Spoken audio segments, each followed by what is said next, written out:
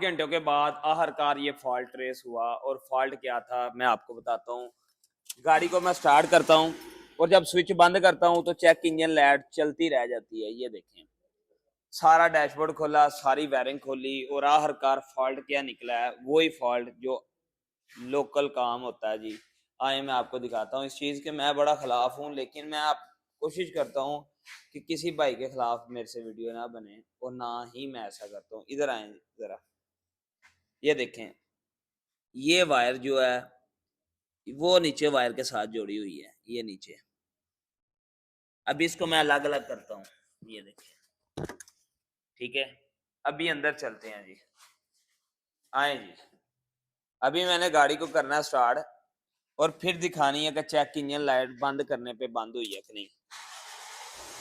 गाड़ी स्टार्ट है, अभी स्विच ऑफ करते हैं। लें जी, चेक इंजन लाइट ऑफ हो गई है।